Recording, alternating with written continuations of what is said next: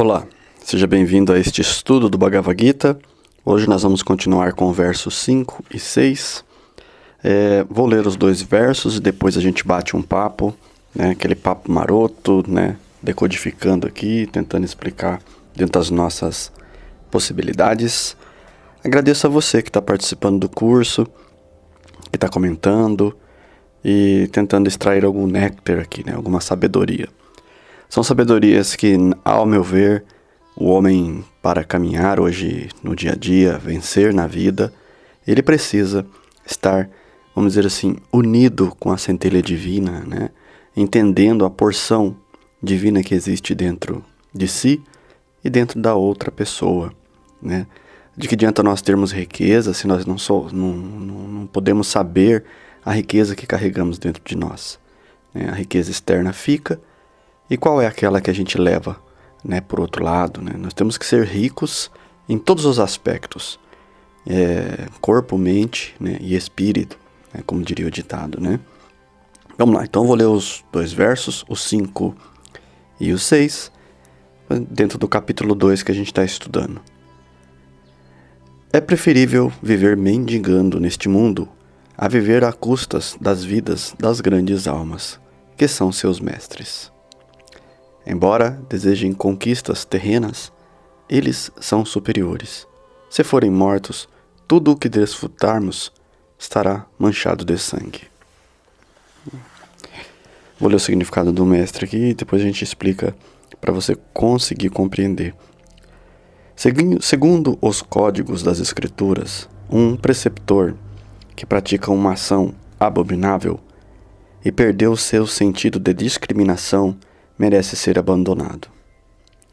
Bhisma e Drona foram obrigados a tomar o partido de Duryodhana, devido à ajuda financeira que este oferecia. Embora simples razões financeiras não devessem tê-los impelido a aceitar tal posição em tais circunstâncias, eles perderam a respeitabilidade de mestres. Mas Arjuna, a que mesmo assim eles continuam sendo superiores seus e, portanto, desfrutar de lucros materiais após matá-los significaria desfrutar dos despojos manchados de sangue. E o verso 6. Tampouco sabemos o que é melhor, vencê-los ou sermos vencidos por eles. Se matássemos os filhos de Dhritarashtra, não nos importaríamos em viver. Contudo, eles agora estão diante de nós no campo de batalha. Arjuna não sabia se devia lutar e correr risco de praticar violência desnecessária. Embora lutar seja o dever dos guerreiros, o que devia desistir da luta e viver mendigando. Se ele não vencesse o inimigo, mendigar seria o único meio de subsistência. Tampouco havia certeza de vitória, pois qualquer lado poderia sair vitorioso. Mesmo que a vitória o aguardasse e a causa pela qual se empenhava fosse justificada, ainda assim, se os filhos de Dhritarashtra morressem na batalha, seria muito difícil de viver em sua ausência. Nessas circunstâncias, isso seria uma outra espécie de derrota para eles. Todas as ponderações de Arjuna provavam definitivamente que ele não era apenas um grande devoto de Deus, mas que também era um ser iluminado e tinha controle total sobre sua mente e sentidos. Seu desejo de viver de esmolas, apesar de ter nascido na família real, é um outro sinal de desapego. Ele de fato era vitorioso, como o indicavam essas qualidades combinadas com sua fé e instruções. Sri Krishna, seu mestre espiritual, concluiu-se que Arjuna estava realmente apto para a liberação. Quem não controla os sentidos não tem oportunidade de elevar-se à plataforma do conhecimento. E sem conhecimento e devoção a Deus, não há chance de liberação. Arjuna era dotado de todos esses atributos, que superavam enormes atributos adquiridos em suas relações materiais. Bom, para você inscrito que está me acompanhando aqui, é muito importante você entender que às vezes você vai ouvir tais palavras e é como se você não entendesse muita coisa do que eu estou lendo. Mas à medida que a gente for avançando neste curso, você vai compreendendo o quão é importante as escrituras antigas e o que nós podemos extrair delas, né? Ao invés da gente ficar à mercê hoje das pessoas que vendem cursos, vendem interpretações fáceis e mastigáveis, né? Quase que como papinha de nenê para vocês, que realmente não mexe com os fundamentos, com os alicerces, com as raízes da sua vida, né? Então nós temos que ir muito mais a fundo e compreender que dentro desses versos há conhecimentos chaves, há pontos a ser sempre interpretado. Claro que eu já falei que aqui eles estavam diante de uma batalha e que Arjuna teria que, vamos dizer assim, matar os seus parentes durante a guerra. É claro que tudo isso aconteceu para que justamente essa conversa com Krishna e Arjuna, que seria Deus e o homem, tivesse acontecido na cultura hindu.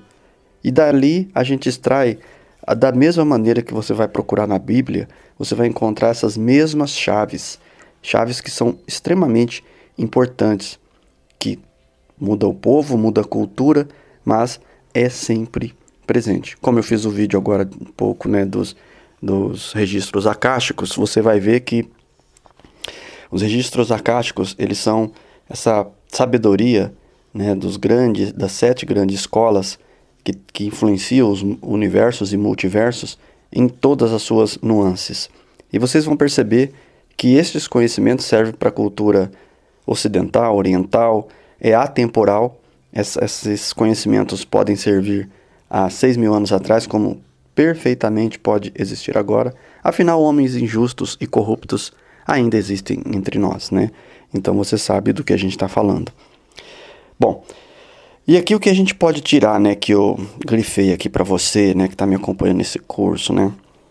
Então, você vê assim, aqui na explicação, o mestre vê que tem uma conversa de Arjuna e Krishna. E que Arjuna já é um rei desapegado. Na dúvida dele de matar seus parentes sem saber o que está fazendo e o porquê, ele prefere soltar tudo e viver como um mendigo, né? Um eremita, né? Um perambulante por toda um caminhante, né? Vamos dizer assim. Então ele está pronto a soltar todo o seu reino. E aqui nós entramos naquele conhecimento que a gente fala, né? De soltar, né? Como eu sempre digo, né? Avançando nesse conhecimento do soltar, entra o aceitar.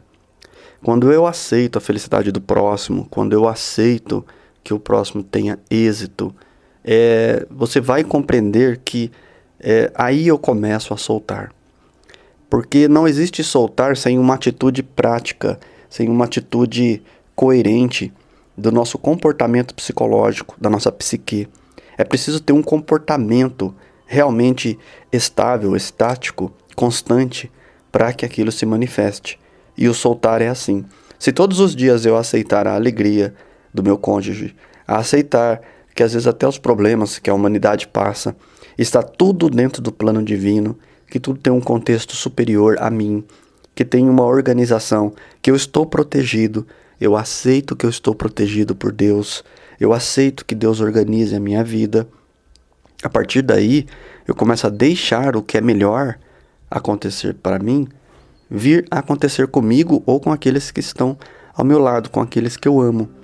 Mas para isso, aqui no Bhagavad Gita, fala uma coisa interessante, né? Conclui-se que Arjuna estava realmente apto para a liberação. Estado de liberação é justamente esse estado que a gente está falando, de soltar. Quem não controla os sentidos não tem oportunidade de elevar-se à plataforma do conhecimento. Olha que interessante. E sem conhecimento e devoção a Deus, não há chance de liberação. Aqui o que eles falam de liberação? Eles falam de que, sem dúvida nenhuma, você que está me ouvindo sabe que um dia nós morreremos. Um dia eu não estarei aqui. Um dia você não estará aqui na Terra. Mas medite junto comigo, agora aqui. Você não vai estar, mas para onde você vai? Será que você vai entrar na roda de Sansara, né? Você vai novamente reencarnar? Ou você pode ascender a mundos superiores? Isso é possível? Você lembra da passagem de Jesus que fala que há muitas moradas no reino do meu Pai? Então você vê que há diversos universos, diversos planetas, né? E nós estamos aqui num pontinho pequenininho do universo, né? E dentro do planeta Terra somos pequenininhos, né? Como, vamos dizer assim, um pequeno átomo do planeta, né? Nós, seres humanos, de tão pequenininho que a gente é. Mas nós temos uma coisa chamada consciência e semelhança ao divino. Interessante, não? Tudo isso faz a gente pensar, né? Então ele fala assim, Arjuna era dotado de todos esses atributos que superavam os enormes atributos adquiridos em suas relações materiais. Então ele quer dizer que as relações interiores que ele tinha eram maiores do que as externas. Então aqui Arjuna está confuso, ele não sabe se deve atacar seus parentes ou desistir da luta. Porque aí ele fala assim, vou viver mendigando, vou largar tudo, soltar tudo. Mesmo que ele aceite que seus inimigos no momento sejam seus parentes, mesmo que ele aceite que eles fiquem no poder então. Se eles querem o poder, querem reinar, que assim o façam.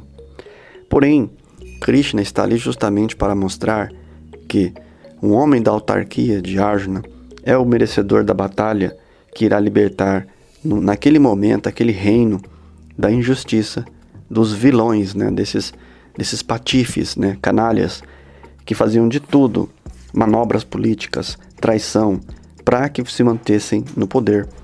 É engraçado que isso acontece há 6.000 anos, e como se parece hoje com os nossos tempos, né? Onde você vê notícias de políticos sendo assassinados, né, trapaças políticas e muita coisa, ou seja, dinheiro da saúde sendo desviado, né? A gente vê tanta notícia ruim, né, que você fala, o que está acontecendo? Sem dúvida nenhuma, é falta de espiritualidade. E veja só, hoje a grande proposta da vida é que você atinja este poder pessoal, essa força que eu tanto falo para vocês na escola de poder, que você atinja esse poder sendo razoável. E sendo razoável é que tudo está abaixo de Deus. Lembra quando eu cito para vocês que Shiva se senta, medita em cima da pele de um tigre? Né? Então tem a pedra e tem uma grande pedra e ele se senta em cima da pele de um tigre. Simbolicamente, o que é aquilo? O tigre é o topo da força, topo da garra, né? Então, se você entender que Deus senta sobre a força, sobre o máximo que o ser humano pode ter, né? Um animal tão forte quanto o tigre, nenhum homem pode com ele, né? Mas Deus se senta e medita tranquilamente sobre tudo isso, né? A força nada mais é do que um lugar onde Deus se senta tranquilamente e medita, né?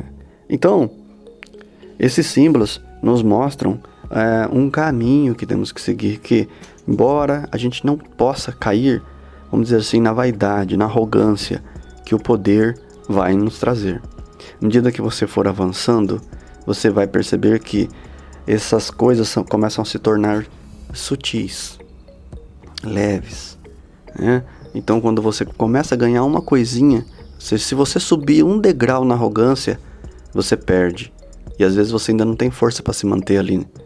Então é necessário muitas vezes que você, degrau a degrau, vá subindo com humildade, sem deixar a arrogância, a vaidade tomar conta de você.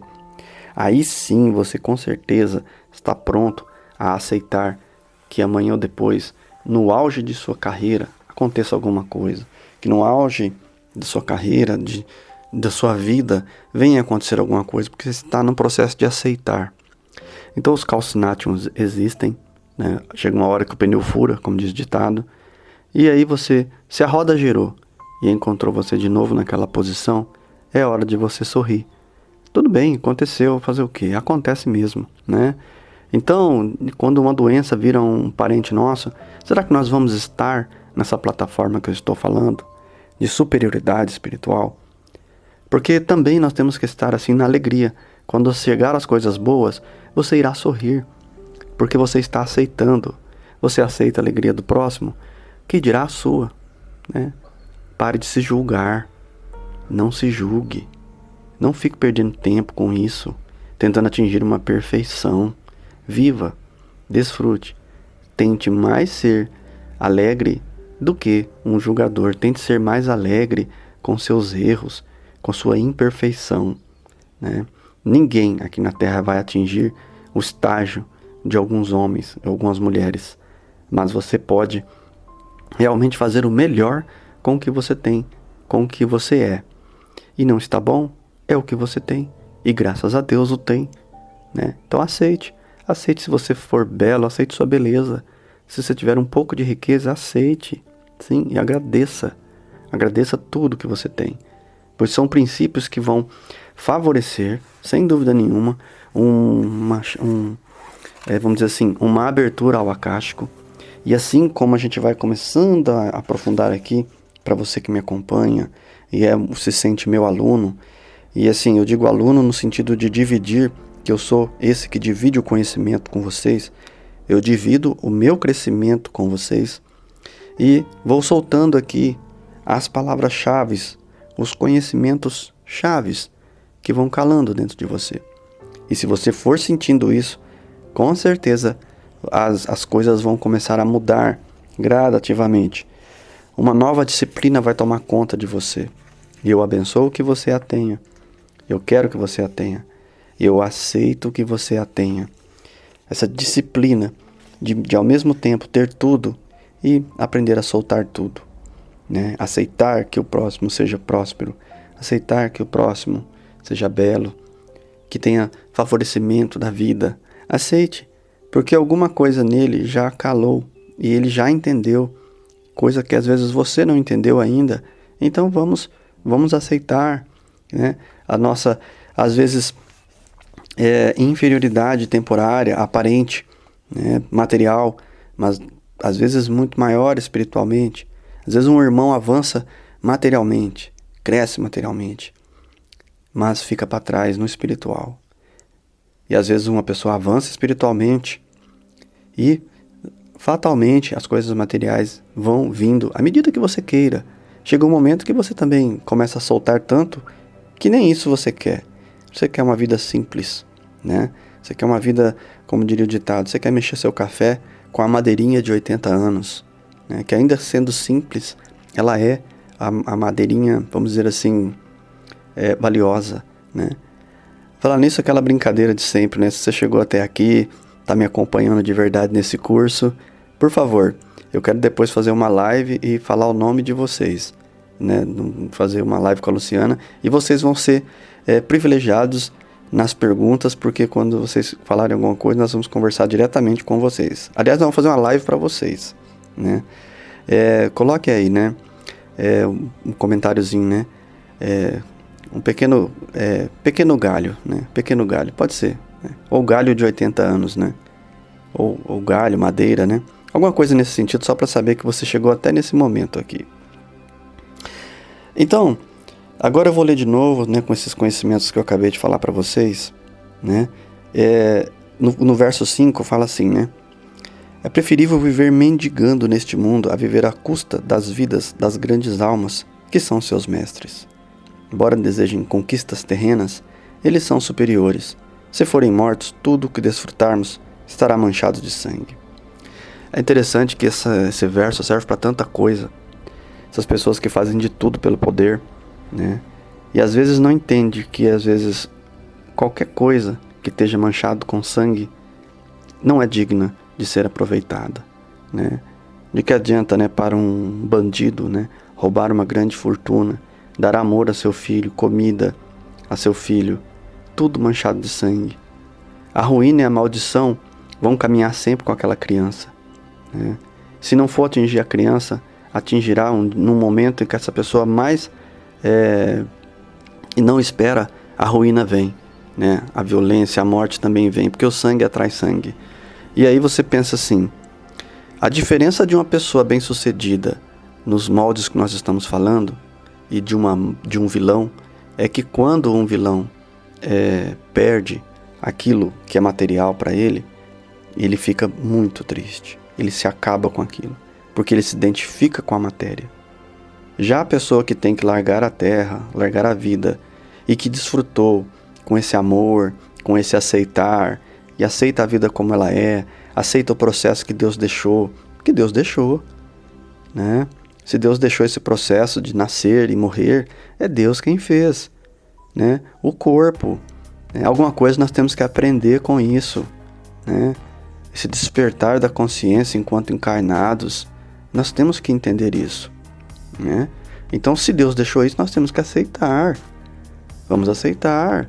E à medida que nós aceitarmos, nós estamos entrando na grande escola divina, né? E não há um que eu conheça que esteja nessa escola divina, que não esteja em fortuna, seja material ou espiritual. Todos, né? Então, mas, é claro, acessar essas chaves é para poucos. Afinal de contas, vocês vão ver quantos vão ter escrito madeira ou galho aqui de 80 anos aqui nos comentários. Se sinta privilegiado se você escreveu, se você está até aqui. É sinal que alguma coisa dentro de você muito forte desperta para o espiritual, né? Porque esses podcasts, você pode ver, não dá visualização no YouTube. Mas eu faço questão de continuar, de achar um caminho real, que não seja um caminho enganador, que venha arrancar os seus recursos, o seu dinheiro. Para quê que eu faria uma coisa dessa, né? Desde que o próprio YouTube pague pelos seus anúncios aí, né? E contribua, né, às pessoas que fazem seus vídeos. Mas ninguém precisa tirar seu dinheiro do bolso para pagar um curso, alguma coisa, sendo que está tudo aqui na literatura. Está tudo aqui escrito, né? Grandes mestres se debruçaram a vida a escrever esse trabalho, a passar de geração para geração, né? E há muito mais coisa aqui no canal que nós vamos falar, coisas profundas, né? Para você entender o quanto podemos extrair da base do alicerce. E não de argumentadores aí, né? De articuladores, né? Manipuladores, né? Que usam os livros sagrados para se dar bem, né? Alguns moldes de religião você está vendo hoje em dia. O que isso tem a ver com Jesus, né? O que isso tem a ver com a religião antiga? Nada a ver. Estamos falando dos Vedas. Você está ouvindo pela primeira vez os Vedas, né? As palavras sagradas que têm mais de 5.000 anos. E eu quero trazer alguns conhecimentos antigos do Egito, né? do conhecimento judaico, né? E outros mais aí que você não conhece, shivaísmo, outras coisas assim que vão dar um up extraordinário em você. Você que me acompanha, você vai pular de nível. Você vai parar de pensar, né? Como diria um mestre aí, né? Você vai sair da fila do sopão. Você vai parar de ser ignorante, né? Vai parar de ser uma topeira, como diria o ditado, né? Então, assim, né? Desculpe as palavras, né? Mas é verdade. Você vai ver que você vai começar a perceber que você vive num mundo de iludidos. Hoje, então, de escravos, né? Homens que andam de cabeça baixa o dia inteiro, rindo para uma telinha de um celular, não vivendo mais a realidade, não vivendo a parte real da vida, né? Mas é isso, por hoje eu vou encerrar. Nós falamos do verso 5 e 6 do Bhagavad Gita como ele é, né? O significado que eu li aqui foi do mestre Prabhupada, né? Que eu tenho um Bhagavad Gita explicado, né, por ele, porque facilita nós aqui nesse bate-papo. Serenidade profunda em seu coração, e eu me torno você.